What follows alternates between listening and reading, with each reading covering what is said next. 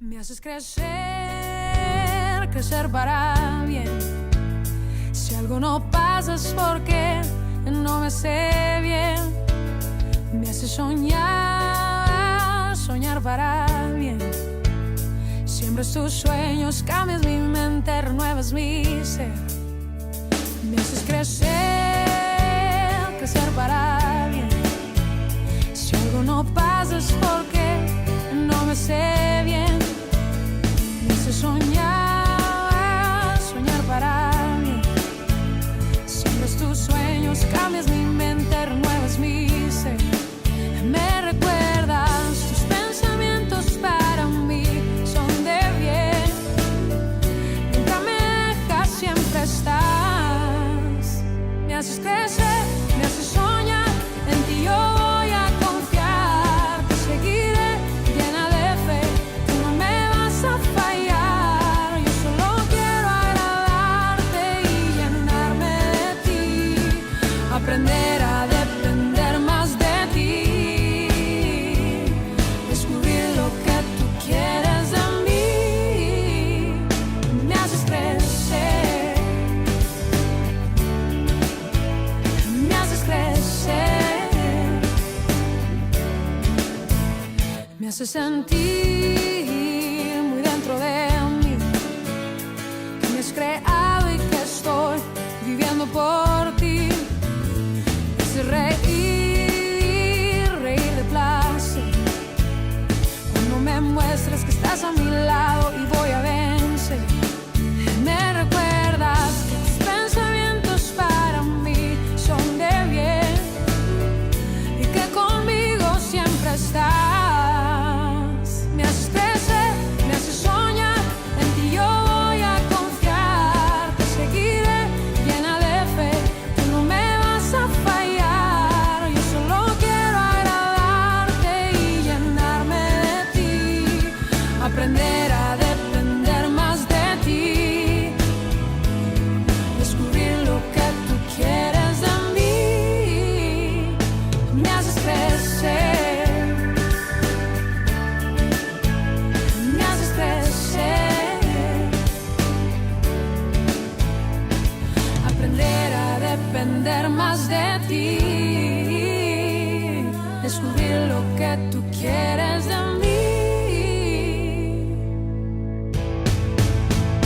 Me haces crecer, me haces soñar, en ti yo voy a confiar. Te seguiré llena de fe, tú no me vas a fallar. Yo solo quiero agradarte y llenarme de ti, aprender a depender más de ti,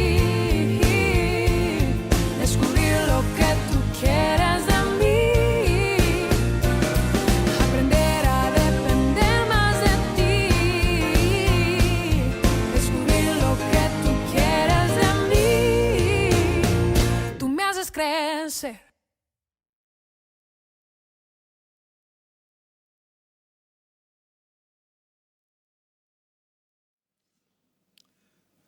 Hace un año estábamos programando el comienzo de la nueva etapa de la escuela dominical y hoy hemos terminado el curso.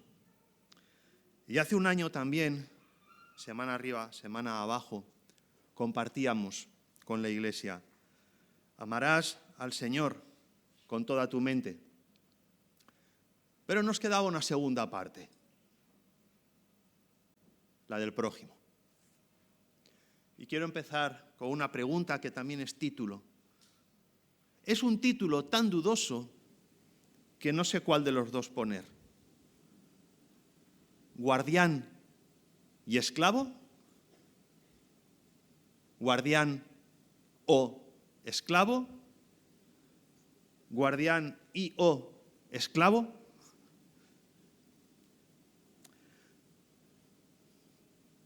¿Alguien ha dado la cara alguna vez por ti? ¿Te han defendido cuando más lo necesitabas? ¿Te ha llegado el cariño y el abrazo de quien no pensabas? ¿O te has sentido solo? ¿Dejado? abandonado incluso, invisible en la misma iglesia, falto de cuidado y de cercanía. Empezamos duro, ¿verdad? Pues Dios ha puesto en mi corazón compartir acerca de esto. Si ese es tu caso, quiero que no me apartes la mirada en este momento. Mírame bien a los ojos. Porque sí, empezamos fuerte. Es muy importante decir esto públicamente y decirlo ahora. Porque si no, todo lo que vamos a predicar no va a tener absolutamente ningún valor. Te pedimos perdón como iglesia. Te pedimos perdón a ti, Señor. Y reconocemos que si eso te ha pasado o te está pasando, eso está mal delante de Dios. No es correcto. Mirad, Miguel ha leído Gálatas capítulo 5, el cual os voy a pedir que dejéis abierto, pero él solo ha leído 2 versículos. Yo quiero leerlo otra vez, pero incluir desde el verso 12. Y además voy a hacer una lectura intencional, que nadie se asuste. Simplemente intento darle sentido al estado de ánimo del apóstol Pablo cuando dictó esto. Gálatas 5, del verso 12.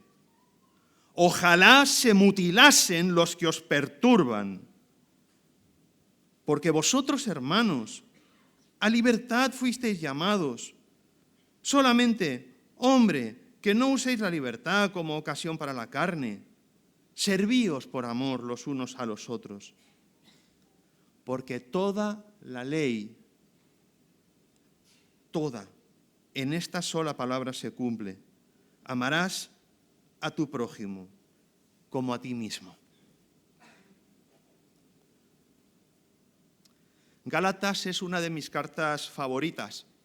En nuestro grupo de hogar lo saben, mis amigos lo saben. Por cierto, hoy tengo a una de mis amigas en casa. Hola, Paloma. Nos jugamos si sería capaz de saludarla desde el púlpito y he cumplido, he ganado la apuesta. Cuídate y mejórate. En la escuela dominical hemos estado durante el curso estudiando diversos temas, pero uno muy fuerte en el que hemos dedicado muchas semanas ha sido el estudio del fruto del Espíritu Santo. Lo hemos hecho desde un acercamiento doctrinal primero y desde un acercamiento textual después. Pero toda esa lista del fruto del Espíritu Santo que tantas veces hemos oído, tantas predicaciones, tantas veces lo hemos leído, tiene un carácter concreto y un contexto definido. El relato de hoy es un episodio concreto en la historia de alguien que fue criticado, temido, despreciado, apartado, descuidado y no protegido, incluso por aquellos que decían ser sus hermanos. Y cómo Dios hizo a través de él y de padres espirituales como Bernabé, el gran protector de los que no tenían voz, de los gentiles. Por supuesto, hablamos de nuestro querido apóstol Pablo. Y veamos cuál es el problema. Mirad, voy a leer diferentes textos, la mayoría dentro de la epístola a los Gálatas. Mirad con cuán grandes letras os escribo de mi propia mano. Todos los que quieren agradar en la carne, estos os obligan a que os circuncidéis, solamente para no padecer persecución a causa de la cruz de Cristo. Porque ni aun los mismos que se circuncidan guardan la ley, pero quieren que vosotros os circuncidéis para gloriarse en vuestra carne. Pero lejos esté de mí gloriarme, sino en la cruz de nuestro Señor Jesucristo, porque en el mundo me es crucificado a mí y yo al mundo. Porque en Cristo Jesús ni la circuncisión vale nada, ni la incircuncisión, sino una nueva creación. este es un resumen muy chiquitito de gran parte del problema que hace que el apóstol Pablo escriba la carta a los Gálatas, los judaizantes, aquellos que querían que todos fuesen como ellos. Fijaros cómo sería de gordo el problema. Habéis visto que en alguna de las epístolas Pablo llega a poner: yo, Pablo, os saludo de mi propia mano. Suele hacerlo, cuando lo hace en alguna ocasión, muy poquitas, a modo de despedida. Cuando se despide en la carta, aquí no. Aquí no, está cerca de la despedida, pero no es la despedida. Y lo hace como diciéndole a Tercio, que probablemente era su escriba habitual, el que escribía las cartas y él dictaba: déjame, esto lo tengo que poner yo. Y lo puso de su propia mano. Tan dura era la situación. Así que, resumiendo, toda la carta de Gálatas es una defensa doctrinal y emocional, a partes iguales, de los más débiles. Y es que los judaizantes no admitían que los nuevos creyentes no fuesen judíos. O sea, la mayoría ya de la iglesia de los que se convertían ya no eran judíos. Que no se ajustasen a toda su normativa religiosa, a su normativa cultural. Si quieres ser de los nuestros, pensaban, tienes que adaptarte. Pero esto se lo decían a creyentes que ni siquiera sabían ni tenían conciencia de cuál era el mundo judío. ¿Cómo iban a aceptar esa condena? Era literalmente imposible, físicamente imposible. ¿Cómo un gentil iba a ser judío? No podía comportarse como un judío, no podía comer como un judío, no podía cumplir normas como un judío, no podía sentir nacionalmente como un judío, porque no eran judíos. De la misma manera, hermanos, no podemos ni pensar en la Iglesia de Jesucristo, ni pensarlo en querer hacer que los demás sean como yo, porque es una tentación fácil para mí también. Como sean los demás para que yo me sienta cómodo, como estoy a gusto y seguro, como a mí me gustaría. Dejadme decir algo que es duro. Y, por favor, lo intento decir con todo el amor del mundo, pero lo tengo que decir. La iglesia que fuimos ayer ya no volverá. Pasó. No podemos recuperar el pasado por más que quisiéramos. No hemos sido llamados a hacer buenas copias de evangélicos, buenos clones de una particular y local cultura evangélica. Hemos sido llamados a rescatar personas en el nombre de Jesús. Y me gustaría centrarme en estos 3 versículos del 12 al 14 para desarrollar 3 ideas sencillas. La primera de ellas tiene que ver con el apóstol Pablo. ¿Recordáis el título? Guardián y esclavo, guardián o esclavo. Guardián es la primera idea. Mirad el verso 12. Es duro, ¿verdad? Ojalá se mutilasen los que os perturban. Es duro leer esto desde un púlpito, pero está escrito por un hombre inspirado por el Espíritu Santo. Esto es palabra de Dios, como absolutamente todo el resto de la Biblia. Pablo se erige durante toda la carta en el protector de aquellos que estaban siendo arrastrados por una enseñanza que les estaba destrozando. Y un simple ejemplo lo tenemos en este controvertido versículo, no lo voy a negar. Suena polémico, ¿verdad? Suena extraño decir algo así en el púlpito de una iglesia. ¿Le hacemos un pequeño repaso? ¿Hacemos un pequeño ejercicio a modo de escuela dominical? Mirad el versículo, es muy sencillo. Ojalá expresa un deseo muy claro, muy claro. Pero hay una conjunción que Casiodoro, cuando traduce la Biblia en la versión del 60, no la incluye, pero que sí que está. Es una conjunción que en muchos casos se traduce como y, pero que puede llegar a tener el sentido de hasta, incluso. Vamos a ir cerrando la idea, ¿vale?, de este versículo tan extraño y tan polémico. Ojalá, hasta incluso, y hay un verbo aquí, un verbo en forma medio pasiva, en este caso, el verbo apocopto, que en su versión normal, no la medio pasiva, significa cortar. Pero en la versión medio pasiva, que es la que utiliza el apóstol Pablo, habla de ser mutilado, literalmente de ser castrado. Pues era polémico el versículo, pues lo estamos todavía polemizando más. Literalmente ser castrado. Literalmente, pero tal cual, el verbo en su forma habitual significa cortar de cuajo, cortar de un solo tajo, que la hoja esté tan afilada que un solo golpe sea suficiente para cortar lo que hay que cortar. Esto es lo que el apóstol Pablo está diciendo, o este es el verbo que está utilizando. Pero seguimos. Los que os perturban.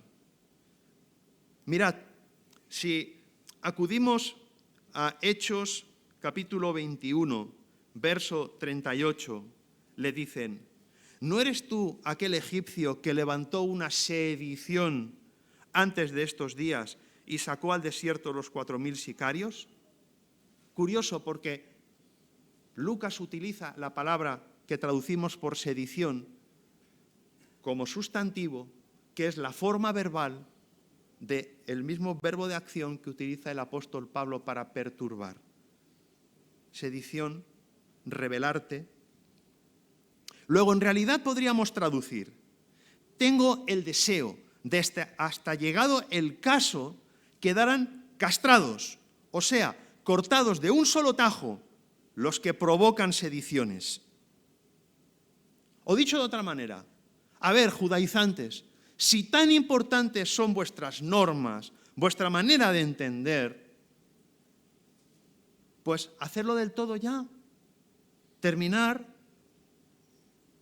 Es una pequeña burla en cuanto a la circuncisión que hace el apóstol Pablo, que por cierto él mismo está circuncidado y es judío, no nos olvidemos. Aplicado a un judío ritualista es impedirle cualquier tarea religiosa representativa al quedar tullido. En el periodo intertestamentario, los seleucidas, imperio sucesor de babilonios, sirios y sirios, imperio persa y medo-persa, son los sucesores, uno de los generales de Alejandro Magno. A la muerte de él prematura se quedó con toda esa parte del mundo.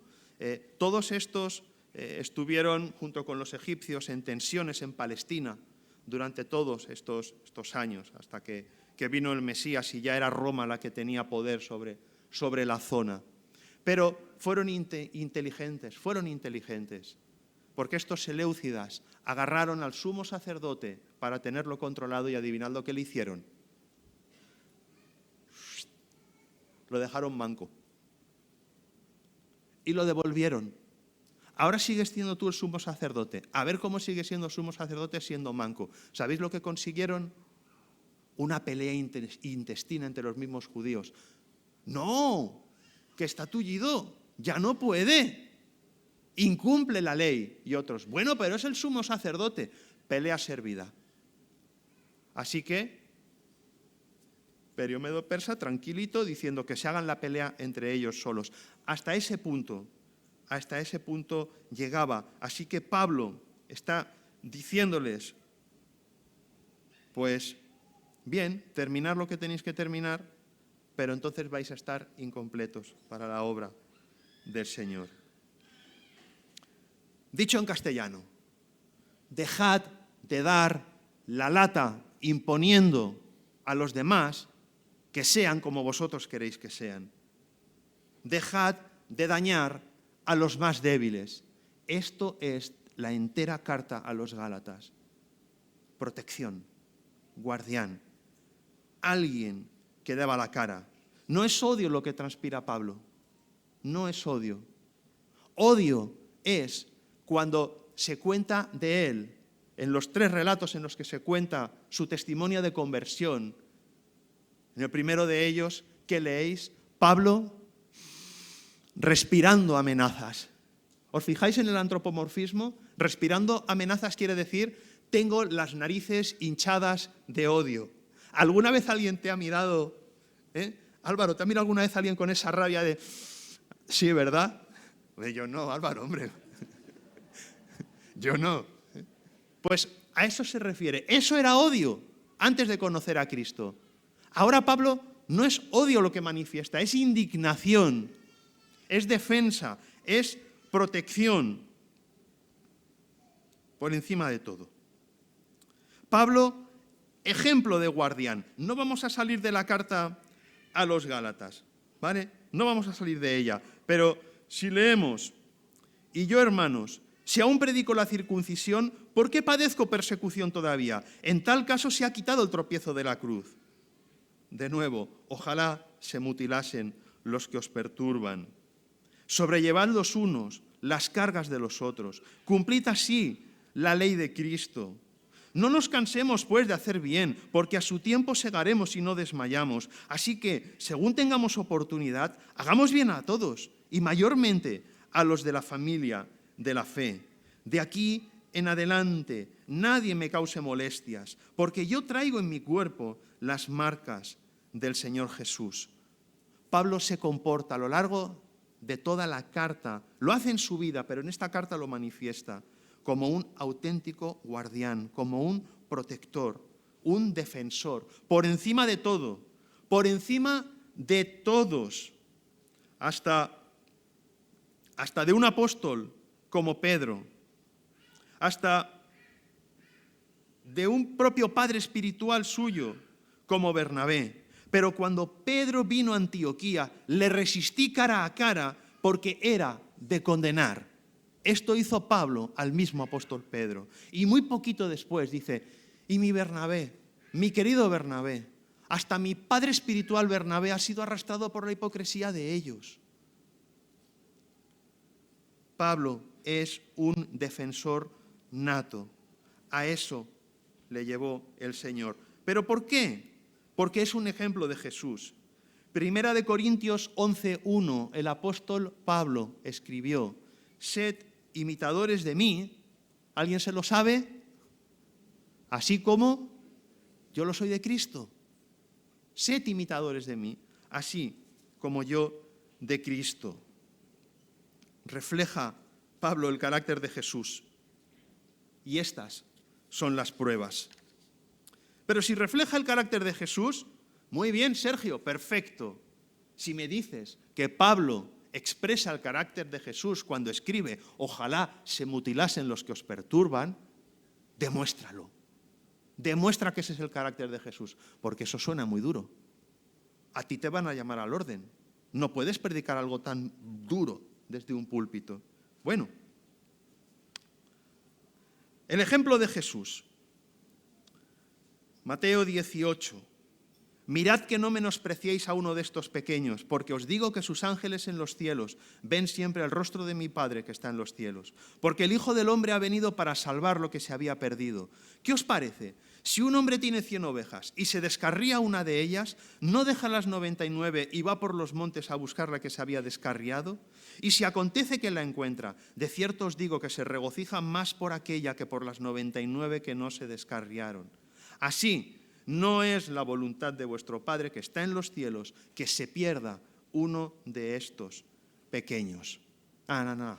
Has buscado mal, Sergio. Tienen que haber más. Busca, equilibra. Venga, vamos allá.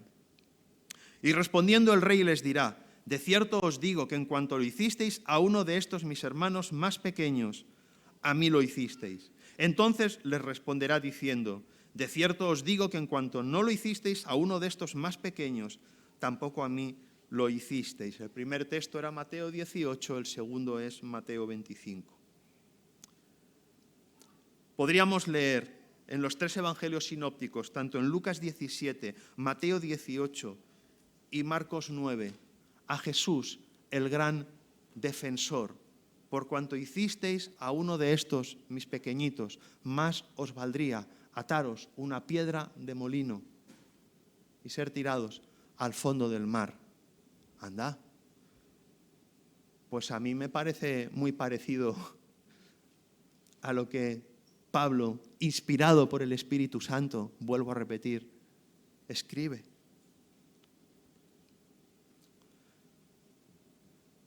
Mirad, Ángela y yo provenimos de iglesias bautistas y hace muchos años, cuando yo era niño, era pequeño, con mis padres nos solíamos tragar, porque las convenciones bautistas para un niño de 8, de 9, de 7 años, de 11, aquello era duro de tragar. Pero recuerdo una imagen. No voy a mencionar por respeto, está en la presencia del Señor.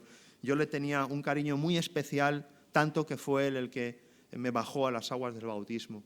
Pero recuerdo a un misionero norteamericano, en plena discusión acerca de si la misión norteamericana pues ya retiraba los fondos poco a poco, ya los bautistas españoles debíamos hacernos mayorcitos de edad y ser independientes, así que había su discusión en cuanto a la forma de hacerlo, los tiempos y demás.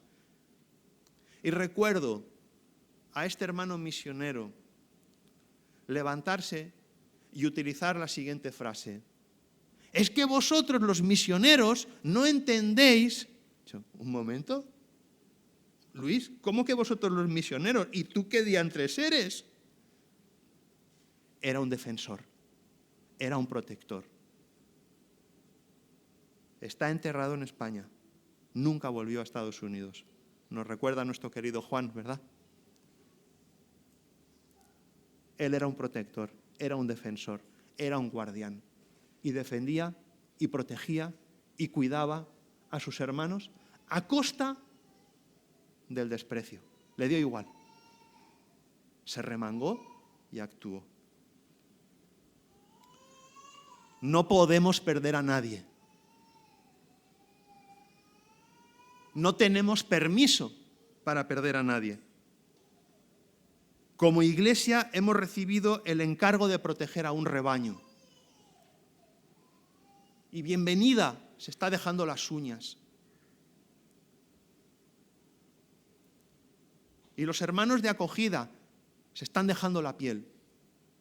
No tenemos permiso para perder a nadie. Porque eso está mal delante de Dios. Hemos sido llamados a cuidar y a rescatar. La batalla no se libra en un programa. La batalla no se libra en declaraciones. La batalla no se libra en una organización, por muy buena que pueda ser la organización de nuestra iglesia. La batalla exclusivamente se libra en las relaciones. La vieja pregunta de Caín: ¿acaso soy yo guarda de mi hermano? La respuesta es sí, como una casa. Sí, eres responsable de tu hermano. Sí lo eres, sí lo soy. Y tiene nombre.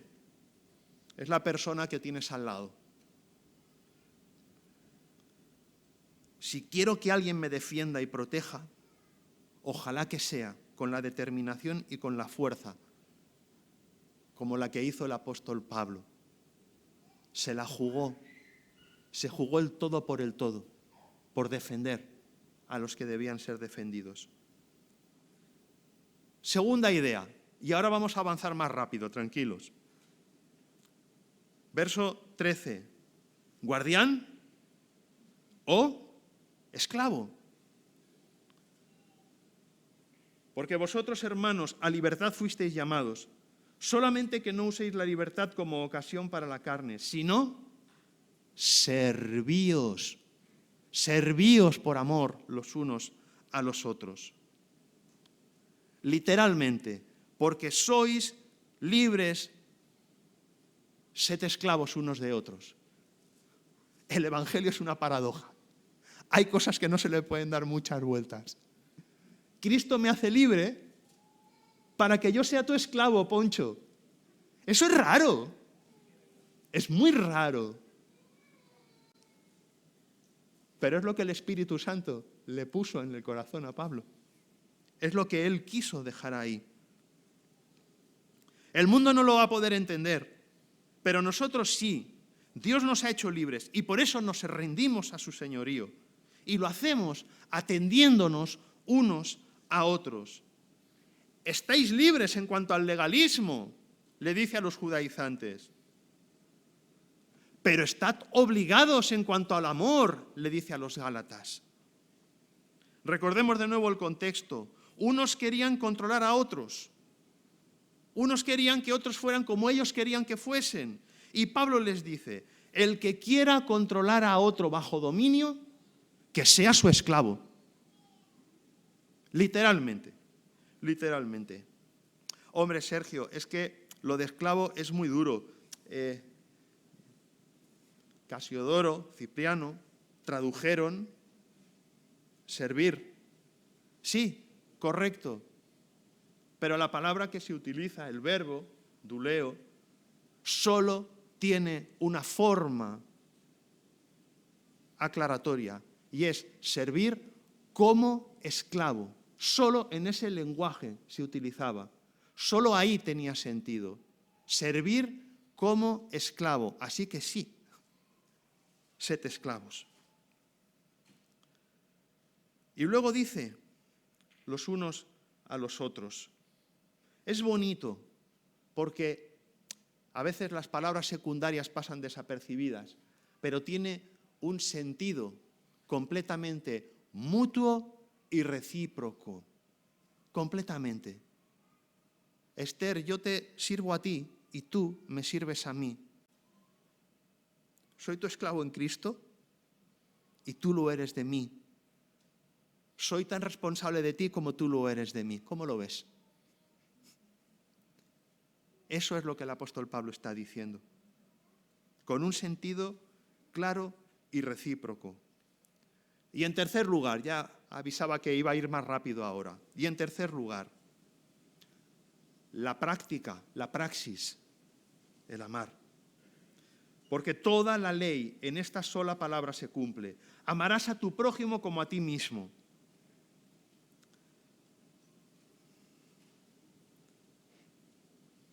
Hijitos míos, por quienes vuelvo a sufrir dolores de parto hasta que Cristo sea formado en vosotros. Esto es lo que el apóstol Pablo les escribe en el capítulo 4, verso 19. Si esto no es una expresión de amor, contadme.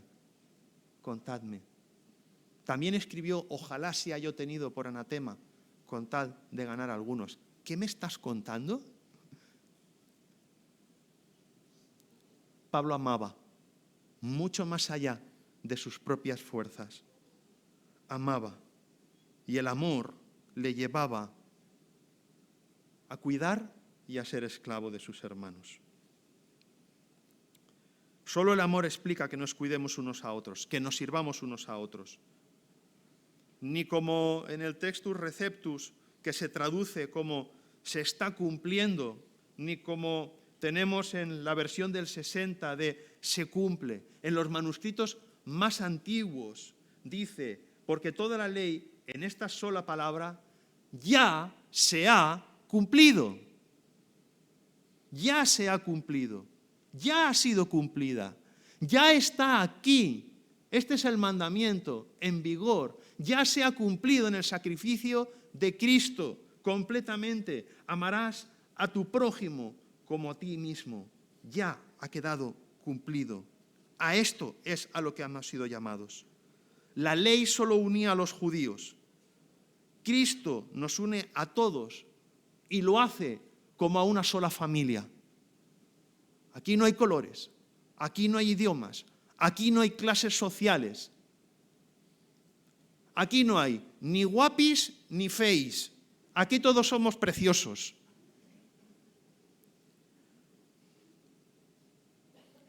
Y esto no depende de cómo interpretemos, de cómo apliquemos y de cómo nos comportemos. Esto depende de lo que Dios ha dicho. Y lo que Dios dice siempre es verdad, completamente verdad. A los que estaban en la libertad del Evangelio les decía, la ley del amor no está abolida, es eterna. A los que estaban en la ley de las normas les decía, solo puedes cumplir esta ley con el corazón, que es lo que mira a Dios, o sea, con el amor. Y es el amor lo que fusiona si eres guardián o si eres esclavo. O mejor dicho, hace que todos seamos las dos cosas. Todos hemos sido llamados a ser protectores de nuestros hermanos. Y para eso tenemos que vivir juntos, preocuparnos juntos, pasar tiempo juntos, cuidarnos unos a otros y servirnos. Y por último, la oportunidad. Sergio, predícamelo la semana que viene. Esta no me viene bien. Es curioso que Dios le pide a los Gálatas que ejerzan el amor en un contexto tan complicado, tan convulso, de tanta tensión. Hay una tensión terrible para que Pablo tiene que decir, Tercio, para, trae, que esto lo escribo yo. Que esto lo escribo yo. Esto hay que pararlo. Ya. Es un momento muy tenso en la Iglesia, de una presión extrema, podríamos decir. Porque el Señor no nos manda que nos amemos cuando a mí me va bien, cuando a mí me apetece. Cuando yo lo siento. Oye, hoy siento amarte. Mañana ya veremos. Dios no nos pide que amemos cuando las cosas son fáciles. Pide que nos amemos cuando las cosas son difíciles.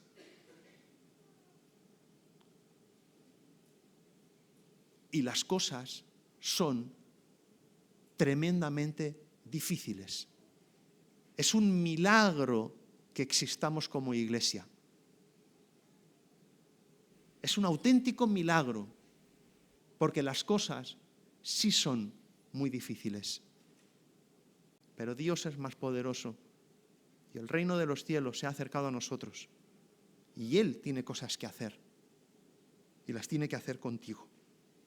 La cuestión es, ¿quieres pagar el precio de amar? ¿Estás dispuesto a pagar el precio de amar? Hace unas semanas le hice esa pregunta cara a cara y llorando a un joven de esta iglesia. ¿Estás dispuesto a pagar el precio de amar? Porque Dios no está esperando ni que te acepten, ni que te reciban, ni que te aplaudan. Dios solo está esperando una cosa, que le obedezcas. Solo quiere eso de ti, que le obedezcas. Esa es su prioridad para ti. Ama, cuida, protege, sirve. Terminando, hermanos, como iglesia hemos sido llamados a cuidar y a servirnos. Y las dos cosas, hacerlas por amor. Llamados a proteger, llamados a ser esclavos unos de los otros, llamados a amar. ¿Y entonces ahora qué? ¿Ahora qué? ¿A partir de ahora qué? Hace tiempo fuimos a la iglesia Betel de Zaragoza Mario organizó el viaje y allí escuchamos al pastor, a José María, ¿verdad, Mario?, que llegó a decir, empezaba sonando a queja, hasta que no lo aclaró, empezó a decir, es que me convertí en una carpa, en una campaña, y en 4 días hubo que ponerse a... Y a mi mujer y a mí, ¿quién nos ha cuidado? Nadie nos ha cuidado nunca. Ya está bien. Es que a mí nadie me va a cuidar nunca. Y él decía, si no me corriges, Mario, pero más o menos, ¿no?, decía algo así, que recibió la respuesta de Dios. No te he llamado a que te cuiden, te he llamado a cuidar. Esta respuesta Dios te la está dando a ti ahora. Lo que te han hecho o no te han hecho, lo que tú has hecho o has dejado de hacer, ya no cuenta. Lo que cuenta para Dios es qué vas a hacer ahora. ¿Qué vas a hacer ahora? ¿Tenemos que tener un ministerio de bienvenida y tenemos que tener un ministerio de acogida para organizar el cuidado de las personas? ¿Sabéis las dificultades que tienen los hermanos de acogida para poder tener a personas que estén pendientes de cuidar, de llamar, de acompañar, de aprender a querer a otros que lo necesitan? Lo que cuenta para Dios es lo que tú vas a hacer hoy, lo que tú vas a decidir, lo que estás decidiendo ahora. Dios te está tendiendo la mano ahora. Lo está haciendo en este momento. Dios quiere más. No se conforma. Quiere más. Iglesia, Cristo vive. La pregunta hoy para nosotros es, ¿queremos ser una comunidad de cuidado y protección los unos de los otros?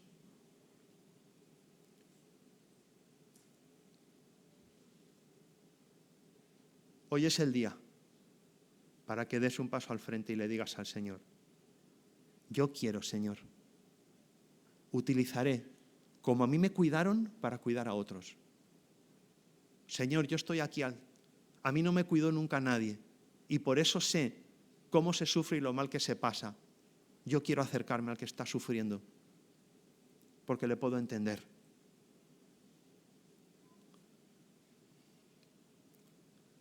Termino. Y no lo voy a hacer hablando, solo leyendo. Ya no hay judío ni griego, no hay esclavo ni libre, no hay varón ni mujer, porque todos vosotros sois uno en Cristo Jesús. Y si vosotros sois de Cristo, ciertamente linaje de Abraham sois y herederos según la promesa. Gálatas 3, 28 y 29. Y terminaría el apóstol la carta. Hermanos, la gracia de nuestro Señor Jesucristo sea con vuestro espíritu. Amén.